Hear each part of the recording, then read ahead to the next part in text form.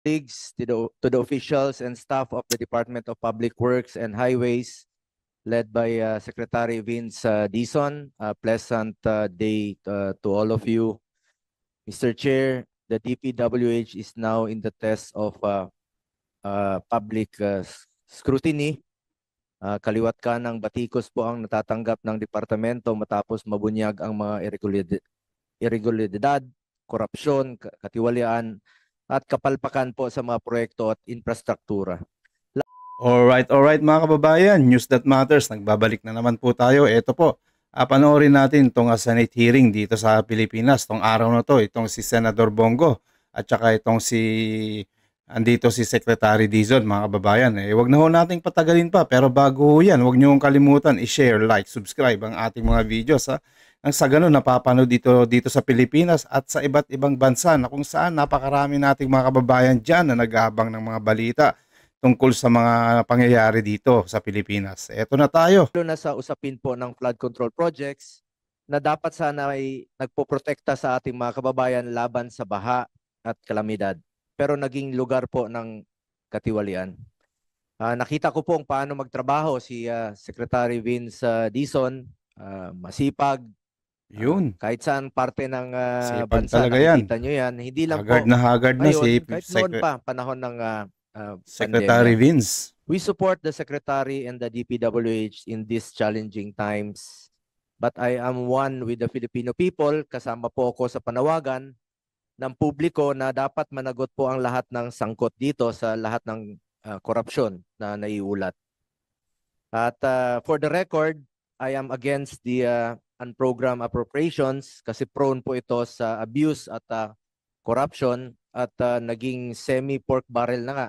At I'm sure against rin po dito ang ating finance chair. Kung maaari ay tanggalin na po ito at nagiging ginagamit na po ito. Masyadong malawak yung pinanggagamitan nito.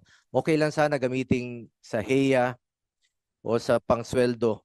Pero po, pag naging abuso na po itong mga unprogrammed appropriations, ay hindi na po ako sang-ayon. Kaya I am against the unprogrammed appropriations. Those behind failed and ghost projects must face the consequences in pursuit of justice. Ginagawang gatasan ang mga proyekto ng gobyerno. Let us hold all those responsible for this mess accountable. Accountability must cut across all sectors, from contractors and implementers to proponents and legislators. Sec Vince, sa lahat po, I hope you are one with us, the Filipinos, in this crusade against corruption. All right, that's right. Seek the truth only and do not rely on any script if there is any. Ayan po, Secretary Dizon, napakinggan mo po. Seek the truth lang po ang ating isasabihin dito, yung lahat ng katotohanan. Paalang-alang dito sa ating mga mamamayang Pilipino, Secretary Vince. Alam ko po, pagod na kayo dahil nga po hagard na po yung dating ni Secretary Dizon, mga kababayan. Wala na siyang time magsuklay at magahit. Ito at magpagupit. Ito na, ganun talaga. Kapag stress talaga, marami talagang pumupukpok talaga sa kanya. Talagang gawin niya lang yung trabaho niya para hindi ho siya masibak dyan sa pwesto niya. Ito kasi ang taas ng expectation ng mga taong bayan sa inyo. Baka sakaling malutas na to at makulong na yung mga may kasalanan dito. Secretary Vince, so, ano na hinihintay natin? Tara. Nakailang beses ka na pong napamura. Ilang beses nating nasubaybayan po ito. Galit na galit ka. Pakiusap ko lang, ikulong mo talaga yung mga kurakot. Yung totoong kurakot. Alam mo ang gaano katalamak po ang korupsyon ngayon. Hindi naman po perpekto yun, no? Yung panahon ni Pangulong Duterte, former President Duterte. Alam mo na gaano katalamak yung korupsyon ngayon. Ikaw, panahon ni Pangulong Duterte, alam mo mismo, saksi ka pag galit si Pangulong Duterte kapag may korupsyon. At naging presidential assistant, advisor for flagship programs ka nung panahon niya. Hindi man perpekto, pero itong nangyayari po ngayon ay talagang talamak na. Talamak at galit po ang tao. Kaya pakiusap ko lang po. Talpak at Talamak. seek the truth. Katotohanan lamang po, not the script. Sec Vince, hindi Sec Vince, may the truth set us free, yeah? Eto, magsabi ka na ng katotohanan, Secretary Vince. Eto, kasi nga, para malutas naman na tong mga problema na to, at baka ikaw ay isa sa mga susi dito sa mga pagre-resolba dito sa mga pandarambong ng mga kawatan, ha? Secretary Vince, okay. Okay na po, ito, may kinig na kami sa inyo. Panonoodin ka na namin. po kita inuutusan at tinuturuan. Isa itong pakiusap at paalala lang po. Pakiusap Ang lang. issue ngayon ay tungkol sa ghost, substandard, Ghostbuster dyan. o anomalous flood control projects. Kung wala kang sinisino-sino o pinipili, kasuhan nyo po at pakulong kaagad yung mga totoong mastermind. Yung totoong buhaya, mag-focus po. Ikulong na yan, mga kurakot. Alam kong kilala mo sila. Di mo pa siguro mapangalanan, pero pakiusap ko po, tumbukin nyo po. Tumbukin mo na. Tumbukin nyo po. Huwag nang paligoy-ligoy pa. Tumbukin nyo yung sino may sala talaga rito. Tumbukin mo yung mastermind at huwag sanang ilihis yung issue. Tama. Totoo lamang po. The truth. Will Nakaantabay set you ang mga free. tao, naghihintay po ng resulta. Interes ng tao, interes ng Pilipino ang unahin natin na dito. Malaki po ang aking paniniwala na yan po ang iyong tatahaking landas. Alamin yung katotohanan, ikulong ang dapat ikulong. Yung mga Ikulong kawatan. ang mga korap. I hope you're one with us dito sa ating krusada na labanan ng korupsyon sa gobyerno. Having said that, Mr. Chair, would like to ask some questions lang po, no? Kasi nasasayangan talaga ako dito sa mga flood control na nasasayang sa mga nakaraang taon. At bilang principal author at co-sponsor po ng Republic Act number 12076 o ito pong Ligtas Pinoy Centers Act. Ito pong pagpapagawa ng evacuation center sa mga munisipalidad at syudad, which mandates the establishment of evacuation centers in every city and municipality nationwide. Sa 1.2 trillion na budget po ng flood control from 2022 to 2025, 60,000 evacuation centers na sana po ang pwedeng maitayo dito at assuming po no, na 4 million per classroom, sana po nakapagpatayo tayo ng 300,000 na classrooms. Secretary Vince, eto yung ikaw lang po talaga yung makatulong dito. The truth will set you free. So yun nga yung sabi ni Senator Bongo, kailangan makipagkaisa ka na dito sa krusada na to para malutas na yung mga problema dito at makulong na yung dapat na makulong. Mr. Chairman, maraming salamat po. Kaisa po tayo ni Ayan na po si ng ating Secretary Senator. Vince. Dito.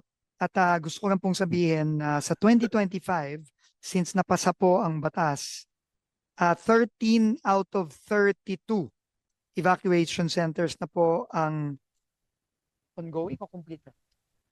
Completed na po. Roughly po, 650 million out of the budgeted 1.6 billion for 2025 ang nagawa na po. So ongoing po yung natitira pong mga evacuation centers for 2025. Ganun lang po kaliit yung inilaan na pondo. Pero naniniwala ka na malaking tulong po itong mga evacuation center. Opo. Lalong-lalo na po ngayon na panay bagyo, panay may mga sunog, pagbabaha. Nagagamit yung 1.6 mga billion. eskwelahan, nagagamit yung mga gym. Sana po may maayos since 1.6 billion mga kababayan yung kanilang mga budget dito sa mga biktima kung may mga kalamidad na yung pondo sa mga kababayan natin kapag sila naapektuhan ng mga kalamidad mukhang napakaliit lang mga kababayan. 1.6 billion mukhang kakarampot lang. Wala yan. Paano kung yan sa Luzon, Visayas at Mindanao within a day kunwari sa Visayas tapos sa Luzon naman yung 1.6 wala, malit po yan. dapat lakihan niyo po yung budget dito sa mga kababayan natin. Ay nako, halatadong ano po may mga hokus-pokus sa mga budget na yan, ang liliit ng mga budget. Pakinggan po natin to si Secretary Vince, mukhang hindi po tama yun na 1.6 lang mga kababayan Baka mabigyan niyo po ng prioridad ang pagtatayo ng mga evacuation centers. Opo, yun lang po ang inallocate for 2025. Ito po ang sinasabi sa akin ngayon. Essentially 100 million per region, kaya po 1.6 billion ang total. At yun nga po, 13 pa lang po out of the 32 ang nagagawa ngayong 2025. 13. Roughly about 45%. Kaya po kailangan paspasan din po ito. No? Pero po sa 2026, 2.1 billion po ang inallocate na dagdag na pondo for the evacuation and public health facilities po. 2.18 billion. Dapat lang po talaga, Secretary Vince, paspasan nyo po yan, yung mga kawatan dyan. Sabihin nyo, mukhang hocus-pocus po yung nangyari dyan. Napaka yung mga budget na yan, samantalang yung mga bilyo-bilyon ng mga dun sa flood control anomaly na scam na ginawa nila Tambaloslos at saka sila Saldico, ilang bilyon po yung mga pinagnanakaw nila. Dapat talaga ibalik na yung mga pera na yan para i-prioritize yung mga kailangan i-prioritize. Secretary Vince, malit po yan. Mukhang hindi po katotohanan yan, makatotohanan. Napakaliit po. Hindi nyo ba maaring maging prioridad po ito since batas na po ito? Meron tayong more than 7,000 islands at yung iba po'y napakalayo sa access ng health facilities. Naging maganda po ang layunin nito at parati ko pong pinapaalala sa ating DOH na siguraduhin maging operational po ito at hindi maging white elephant. At nabanggit po ito sa SONA ng Pangulo noong 2024 na sabi niya ay dagdagan pa po itong mga super health centers. At tayo po mismo ay sang-ayon dito at sinusuportahan natin ito kung makakatulong po na ilapit natin ang serbisyo medical sa ating mga kababayan. Ngunit may mga naiulat po no na ito pong more than 5 million na mga tinatayo ay kayo po ang nagkakandak ng bidding at nag-i-implement. So na-check nyo ba ito dahil meron po mga naiulat na non-operational at incomplete health facilities. Sayang naman po ito. Sayang talaga. Imbis na magturuan po ang DOH at ang LGU kung sino talaga ang dapat magtapos nito since sila naman po ang merong agreement, undertaking na para to make it operational. Ngayon nagtuturuan na sila kung ang LGU ba ang dapat maglalagay ng mga doktor at to make it operational, makumpleto, nagtuturuan na sila. At ngayon, yung iba naman sinasabi hindi pa natatapos. So kayo po ang nag-i-implement nito. Ano na ho ba ang update nito? Dahil sayang naman po ang pondo ng gobyerno. Maganda naman po ang layunin, pero kung nagkakaproblema po sa implementation, sayang po ang pondo ng gobyerno. Sayang po talaga. Maraming salamat po, Mr. Chairman. Mukha pong may katulad din po ng Rene's kanina tungkol sa mga classroom. Mukhang mabigat din po ang delay nito. No? I was just informed po, Mr. Chairman, that yung Memorandum of Agreement po galing sa DOH, napirmahan lang po nung July. So, 6 na buwan na ho ang nakalipas ngayong 2025. At alam naman po natin kung wala pong Memorandum of Agreement, hindi po pwedeng magsimula ang construction. Kaya tingin ko po, ang pwedeng maging solusyon din po dito, yung sinuggest po kanina, na magdirekta na lang pong Memorandum of Agreement para sa mga LGU mismo na ang tumulong kasi ito pong nakikita kong mga numero ngayon, imposible pong mai-implement to ng DPWH sa loob lamang ng ilang buwan. No? Dahil nga po sa delay dun sa MOA with DOH.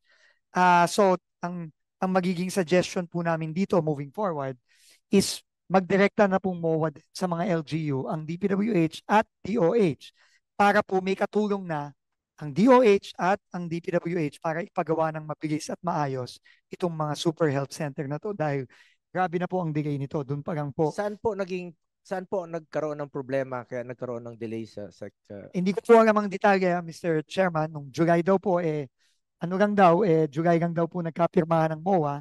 So I'm assuming po meron po sigurong mga naging issue dun sa MOA between DOH and DPWH na sugay kang kaayos.